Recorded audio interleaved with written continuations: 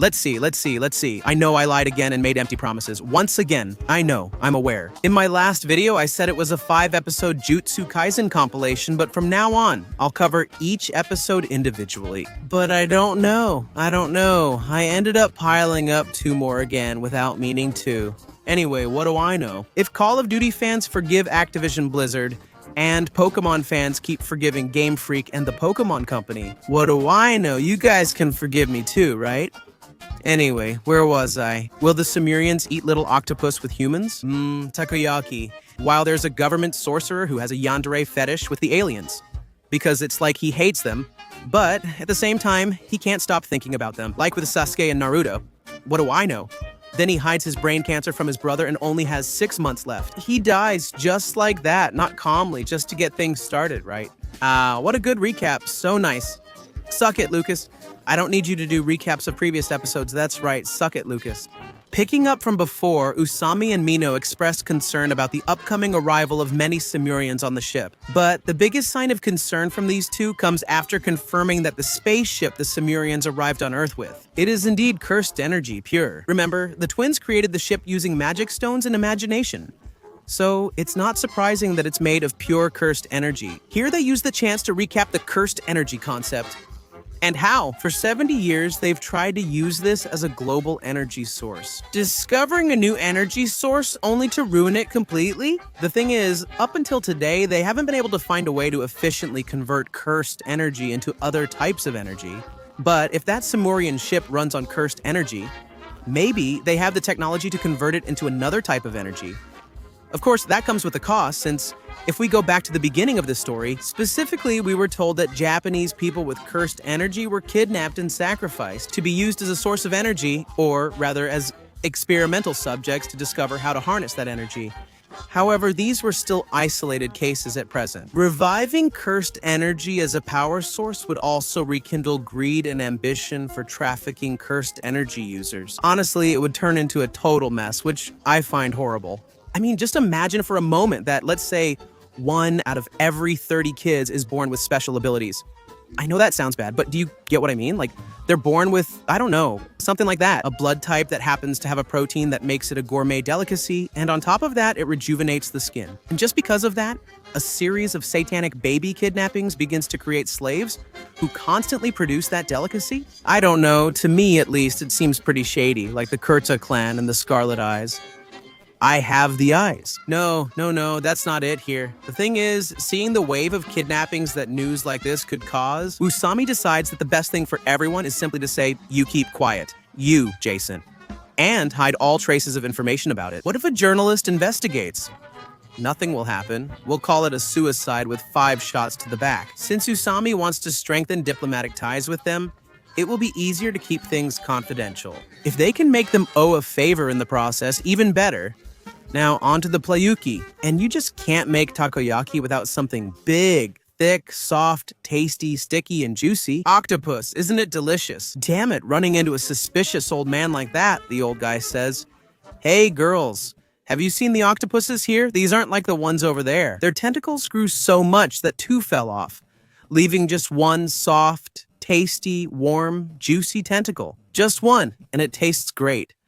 At night, I always catch one so I can put it in my mouth however I can. Maru and Suguri get into the water to try to catch some octopus, but they only find my worst nightmare. I'm not referring to unexpectedly meeting Tito Calderon and having him speak Italian to me. He apologized seconds later, not realizing it, but I mean my other worst nightmare. Diving under the sea and running into a group of horny jellyfish, eager to lay their long, toxic tentacles on my body. And it's a good thing Yuka didn't come. Or at least that's what Suguri thinks, because he believes that she, being as weak as he thinks he is, would probably get scared just by seeing that. Immediately after, we see her take her pills. Remember, Ubu Kawaii has a terminal illness. Meanwhile, Kurosu stays with her and again suggests she might want to tell her brother that small, unimportant detail, that she's going to die in 6 months, but she insists, wanting everything to remain unchanged until the end. Because, let me tell you, it's almost certain that there will come a time when the illness will progress so quickly that Suguri will notice. That's just my opinion. But since it's fiction, does it really matter? Even if I meet someone I've known for years, they seem increasingly down and you start worrying, going back and forth with the octopus. Suguri succeeds, but at the cost of his body. I have to admit, it was funny seeing him beaten up and stung by jellyfish. It reminds me of the SpongeBob episode where SpongeBob and Patrick keep pestering Squidward to go jellyfishing with them, only to end up completely mummified from all the wounds. Ah, those were the days when SpongeBob was good. Let's go. And what's up with that weird burger you have there?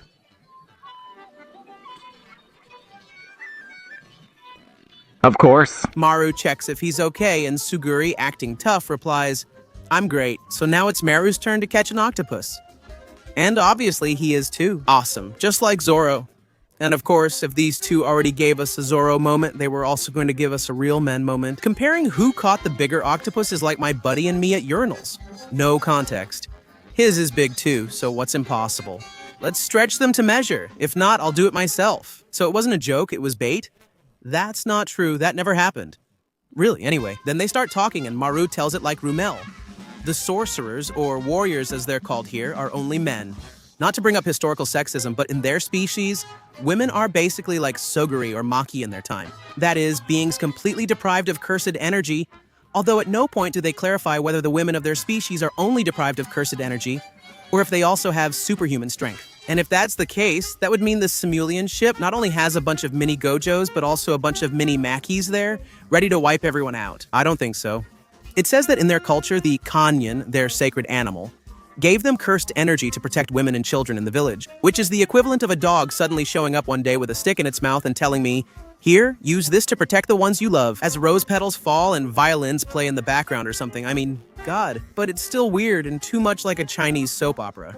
Ultimately, this entire conversation is just for Maru to say she was surprised to see Yuka as a cursed woman. She also reveals she currently has several Simurian women on the ship, ready for the meeting with Takoyaki. So were they actually caged or not? I missed that. And at the end of the meeting, it happens as they visit a struggling chef from the School of Sorcery who is overwhelmed by a last-minute takoyaki party. By the way, it involves single tentacle octopuses she'd never seen before. It's just so random. A friend tells me, "Look, the family's coming over for dinner. Cook this chicken with 3 legs, 2 heads, and 3 dicks so it's ready tonight." It should cook and taste the same, but it's still weird, right? But while this happens in the kitchen, Usami and Jabaroma, the old Simurian, discuss a curse placed by the Diskunte leader, who exiled them, on Dabura's younger sister, whom he threatened to force Dabura to kill Duya. The curse is that if that leader dies or Dabura disobeys an order, the curse is activated, although for now we don't know what the curse actually does if it gets activated. The good thing is that now being far away on another planet, they seem to be out of the range of the curse, so to speak, and even though they've researched ways to break that curse, they hope to use their time on Earth to get Japanese sorcerers' opinions, seeing it as a perfect chance for the Simurians to owe them a favor. Honestly, I'm really liking it.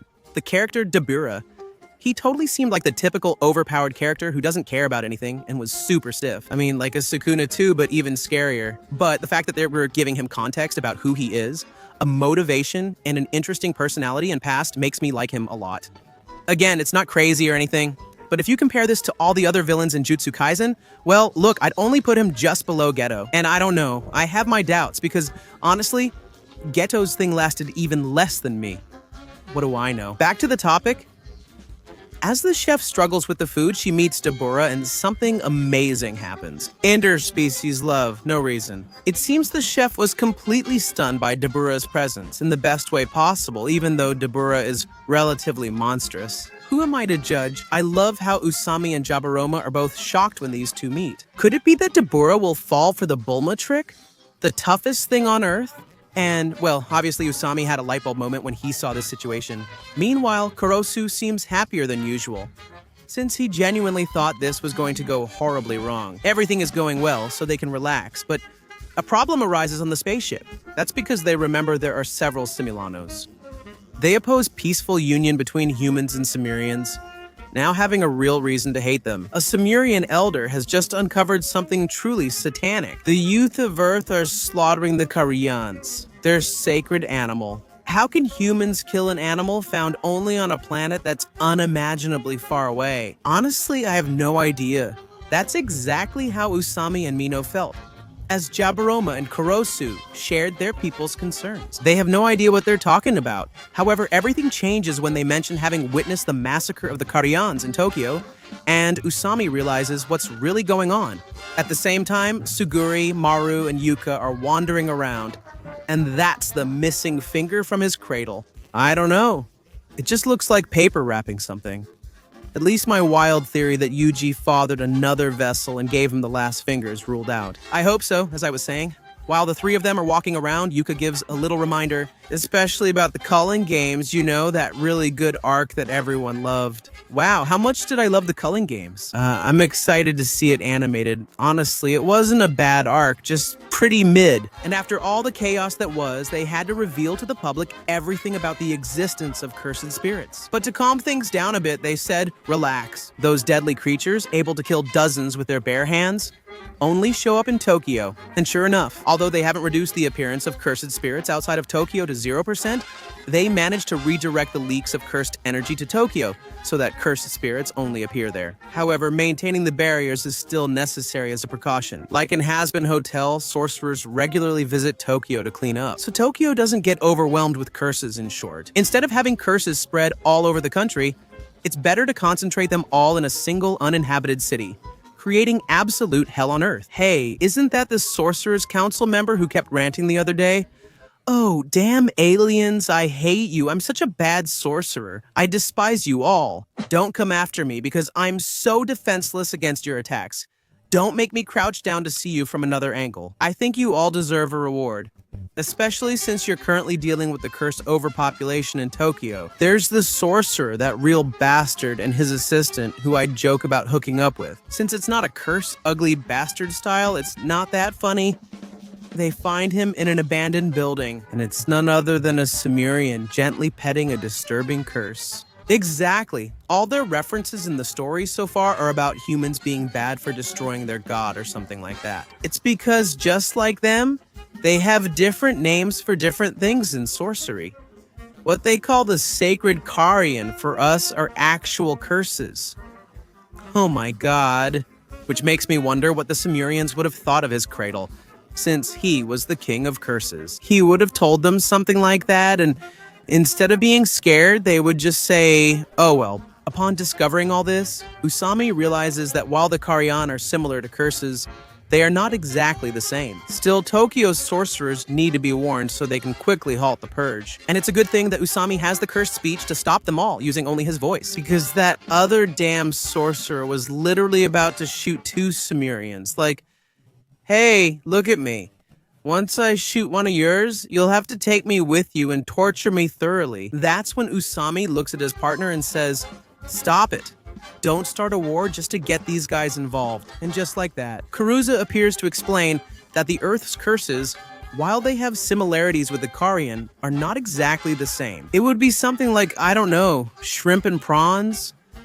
I don't know. I can't think of a good comparison, sorry. And even though the Simurian is sure that they are genuine Karyan because of something about his species, that when they're near a Karyan, their third eye starts to cry or something like that, Karuza is like, dude, just stop already. Please don't embarrass me in front of them.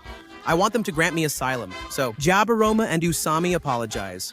Jaburoma for his people's actions, Usami for the secrecy that led to the incident. However, Usami's companion can't tolerate what he's seeing.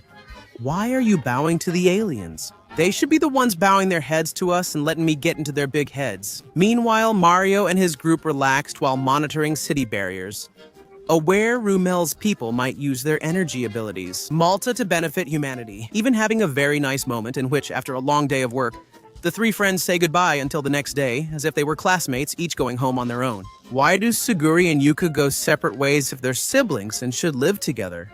Be quiet, it's just for the scene. And this episode could have ended really nicely, really wholesome, like the kids say, if it weren't for the damn sadomasochist who was genuinely upset that the Simurians got involved. You know, damn it.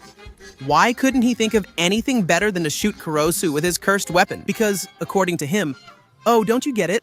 I saw it. They wanted to pull out a weapon. I swear, they were about to pull out a weapon and wanted to kill me. I saw his dick sticking out, which obviously made all the Simurians there angry. But at that very moment, when the situation escalated to an almost irreversible point, he shows up. Dabur shows up, and just with his presence, he stops everyone there. They were about to start an armed conflict that likely would have left several dead. He showed up just to tell them not to fight, like Rayquaza and Pokemon Emerald, Ruby, and Sapphire. Once again, I was late with the review, but At least it was only 2 episodes this time, not 4 or 5. The truth is, the story keeps evolving, keeps progressing, and keeps getting more interesting. So all we can do is keep waiting. Where is this going to take us? Because it's clear that this peace we have right now, sooner rather than later, is going to explode and turn into absolute chaos. We know Gege never disappoints. See you in the next videos. Bye.